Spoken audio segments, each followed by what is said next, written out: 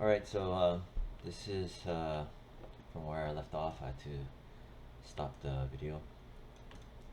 And this time it's gonna be done. I can promise that.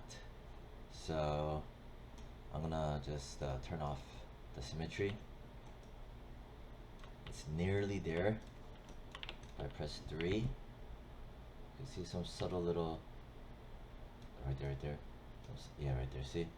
Just enough to just annoy the hell out of you. It's so close. So I'm gonna select it, press 1, and then first, okay, so I'm gonna change this from bottom, should be top, but I'm gonna just click that, and then click that, and then on that top. Turn on the grid, right click face mode. I'm gonna kill off the other quadrants, because just in case, you never know if the symmetry is perfect. Press 4. So I deleted the faces just now. I'm gonna grab all of this and get the top going across. I'm gonna press R and just make it flat. The whole point is to make sure it's aligned to the grid line. Hold X and just making sure that it's snapped. Sometimes it may be stubborn and it may look close, but it's not. You have to hold X and individually snap it. And then this one, I'm gonna press R, smash it flat, press X, no, press W, press X, and then grid snap it. So that should be good. Press 5, right click, object mode. From here, I'm gonna open up my channel box. I'm gonna select this. I need to wipe out the history with this one right there. Construction is gone. I'm going to wipe out the transformation data. The snowflake icon, it's gone. Good. Now I'm going to do Control D as in David. Made a copy of it. I'm going to have the copy, which is on top, set to -1, because it's going to be on the flip side of X. Well, this was a positive 1. When I made a duplicate, made a -1. Select both of it. Do another Control D as in David. And then on the scale Z, it'll be negative. Like that. Select all of it. Shift right click and hold. Combine. There's that. I'm gonna name this original mesh. And then I'm gonna just have it selected, and then you can see this is the combined construction history. I need to wipe it out because all that extra stuff is just leftover garbage, transform nodes. Alright, so that's clean. Right click, vertex mode, but it doesn't mean that the mesh is sealed. So spacebar, top view, press 4, marquee select, going across, press Q to hide the controller gizmo. I'm going to do Control Shift and do another marquee select. That's additive selection. Control Shift and marquee select. So both left and right, up and down. Shift right click and hold, merge vertices, and this is going to change from 180 over here. Again, this is your poly count. Boom, 89. Click outside, right click, object mode, click out. Still has seams, but it is welded. Right click, object mode. I'm going to do a smooth soften edge. So again, that's this one right here, or it's also mesh display, soften harden edges. I like to use the option box. I like to set it to 40. Maybe I'll set it to what? Close that shit. 40s. Maybe I'll just go in here and set to the 30. Select it like that. All the faces. Alright, seems to be good.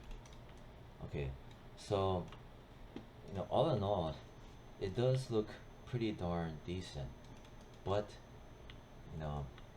might as well make it airtight, meaning that you could still have the low poly and just a little bit more time investment. You could also have it smooth, so that you could have a low poly version and a high poly version. And that's why I wanted to put the effort to not cut corners, because if I see this right here, I can't let that slide because it's right there, and with just a little bit more effort could get those small dents and loss of mass corrected. So you see, this annoys me. I can't let that go. Okay, so I'm gonna have it selected. I'm gonna introduce a really neat little tool tip where I have the original mesh and everything's here is good. I'm gonna delete the history, and then from here what I'm gonna do is I'm gonna go to mesh, smooth proxy, subdivision proxy option box, edit, reset. Everything is default. I'm gonna go, all I'm gonna do is this subdivision proxy, and you'll see what it does. Basically, mirror behavior, none. Display settings, this should be keep. That's all I'm gonna do. And then I'm gonna hit apply, close, and you'll see this. It looks weird, but I'm gonna crack this open and spacebar. So this is the smooth proxy group. This is the original. This I'm gonna immediately name it proxy mesh.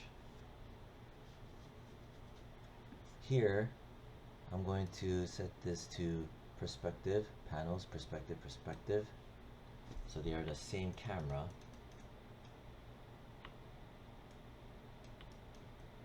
And then I'm going to select the proxy mesh. I'm going to make a display layer for it, clicking here. I'm going to double click it, underscore proxy underscore mesh underscore. I'm going to set it to reference and save. So I still have the proxy mesh selected. In the channel box, I'm going to go to smooth proxy 1, method, set it to linear. No, I'm sorry, leave it alone. Set it to back to exponential, which is default. Exponential level, set it to 0 for exponential level. Again, this is a proxy mesh. And then here I'm going to do control 1, which is isolate selected. So you're only going to see it, the proxy mesh in here. The original mesh in here, I'm going to select it, do control, proxy mesh. Okay, so yeah,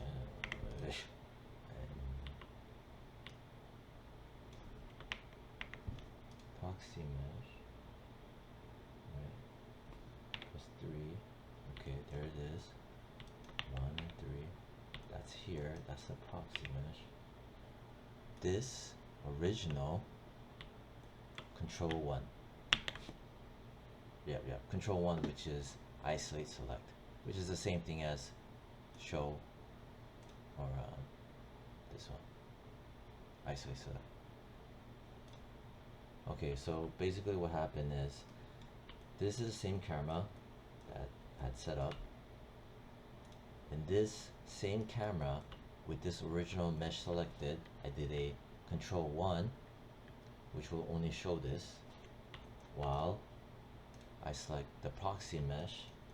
In here, I also do a control 1 just to show that. So if I were to do control 1 again to toggle it off, in here, control 1 toggle it off, you will see both meshes. The one in the black, that is the proxy mesh with the R for reference, makes it black line. The one with the blue is the original that is not referenced or set to reference or anything. So again, original mesh, here control 1, proxy mesh selected, here control 1, there. So that's the workflow. And I'm gonna grab this, chuck it down here, and then I'm gonna go turn off the grid. So making sure the proxy can't be selected is 100% important. I'm gonna select the low poly mesh, right click vertex, and anywhere where I feel like it needs to have filled out, and to fix the little weird looking shading, the smooth proxy is going to help me find it instead of guessing. Alright. Okay. Let me see right here. See? I don't like how it's like doing that. So that is this, this, and this. See? But I gotta make sure I grab the flip end. So that should be on the Z. Object Z. Always making sure. Okay. So I can go in here to the proxy and I can just lift that up.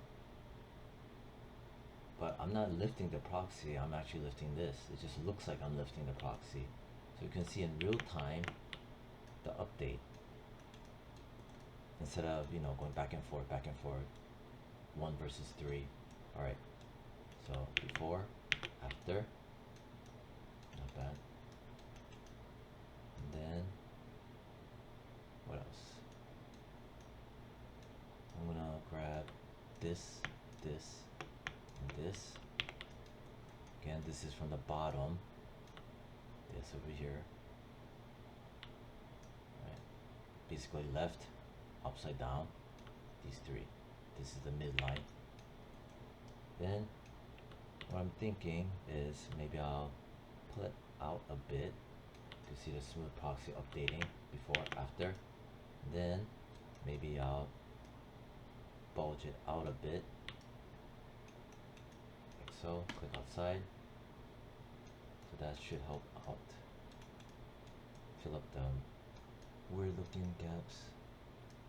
I'll grab this upside down from the right view, not the front. And then I'll grab the opposite end, which is X. There. Here, let me see, let's choreograph it. And what do I want to plump?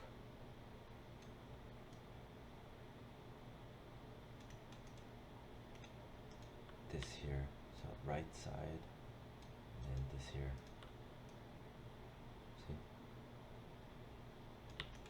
Very intuitive for the most part. Okay, did that. Then I want to grab this, this, and this. I have object X symmetry on. From the back view, or it could be even the front. back view. Bottom. Then I'm gonna just pull it this way. There. Then nice oval shape.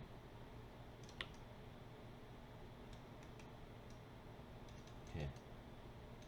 This let's look from the front upside down. Not bad. Kinda don't like this, doing that. Makes for like a pouch.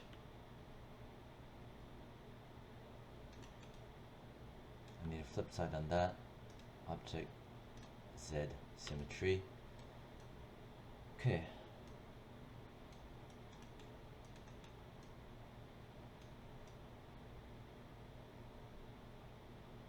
Maybe I'll tuck it down a bit.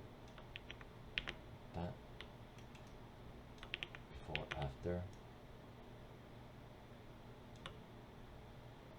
Click outside. Almost there. Alt 5. See? Fuck yeah.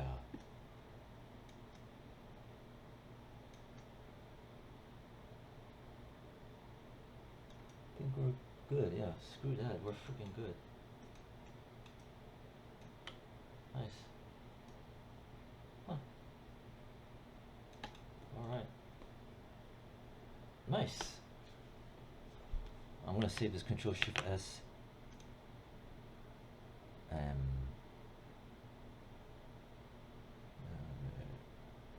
Name it as work in progress 20. Alright. So, oh god, that was freaking annoying. Okay. I'm gonna just tear this off. I need more space. Tear this off. I need more space. Tear this off. I need more space. Excellent. Finally got to freaking look normal. Alright. Now I'm gonna make the triangles, which is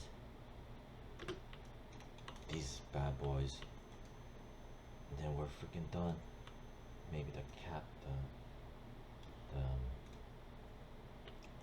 corkscrew after, maybe if I have time. Alt 5 on that. Leave that alone for now.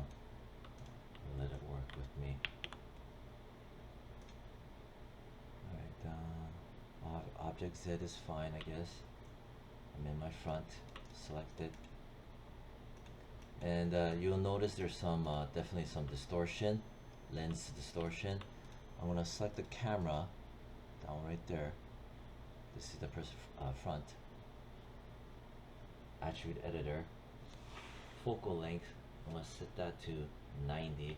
I'm gonna push out, and what it does is it makes it get rid of the camera lens distortion. See? Nice.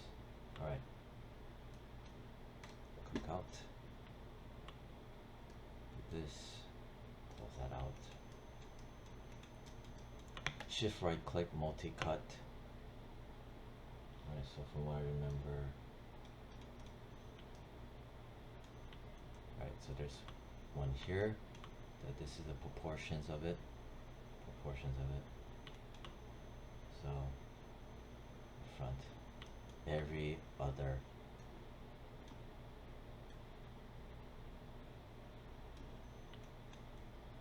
Alright, so the multi-cut, I have an object Z turned on, so you're gonna see more like pairs of these, because it's also doing on the flip side. You just gotta get used to it. I'm gonna go, this is a space that's needed between here and here. I'm gonna click. I have to make sure I click on this line. I have to make sure it snaps. If not, it leaves behind vertices that are not welded to it. So and then there, that's the other side. I'm gonna click here, I don't know, like about what, 56% ish, 56 around there. And I'm gonna click here. You just have to learn to ignore that stupid line. Then now I'm gonna go change it to object X. There, that's what I've said. It's just better that way. There, and then press W. This may look all jacked up, but it will normalize afterwards. But this is excellent.